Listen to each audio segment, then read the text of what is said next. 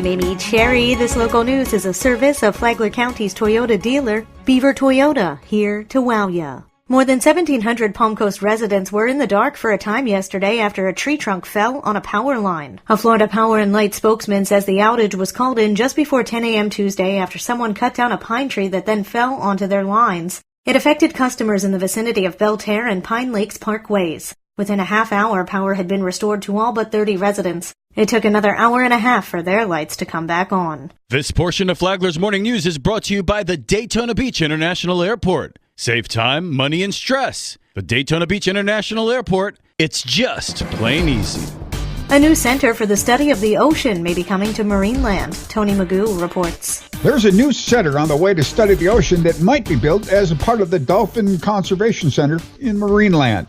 The One Ocean, One Health Institute will be built in proximity to Marineland Dolphin Adventure as a proposal by the Georgia Aquarium and one of its board members, Joe Jacoby. Jacoby is a developer, and he will provide the land for this project. Plus, he came up with the plans for presentation to the Flagler County Commissioners during a commission workshop on Monday. I think the time is really right now to create One Ocean, One Health at Marineland. What's happening with all the problems with Florida algae blooms and red tides and so forth, Jacoby said at the workshop. The project is currently running down financing to make Jacoby's vision come true and is asking the county to provide an inducement resolution that identifies the project as something that will benefit everybody. The board's consensus, we like it. For Flagler's Morning News, I'm Tony Magoo.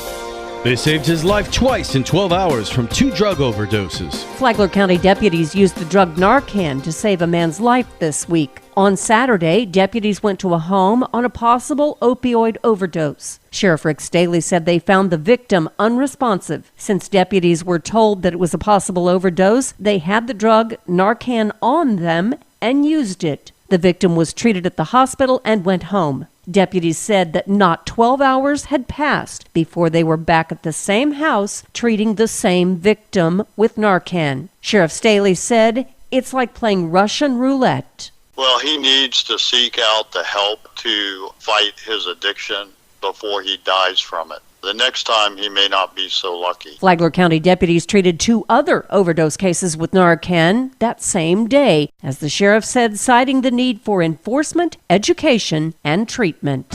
What are you doing right now? We're all getting ready for whatever happens to us in the future, but really we can create our own future. Dr. Jerry Parrish says that's what businesses across Florida are doing right now. Parrish is the economist for the Florida Chamber Foundation. He said the foundation created the Florida 2030 Project. That's a strategic plan for the entire state of Florida. It's privately funded, and we've been around to every single county in the state. Parrish did a town hall in Flagler County about 18 months ago. We took input from more than 10,000 live people in a room. We had a bunch of researchers working on top of that, talking about what we need to do to be prepared for 2030. Dr. Parrish said businesses that keep communities running need to get on the same page, look at the data that affects them, and get ready for the future they will create. From the WNZF Newsroom, I'm Deb Albertson.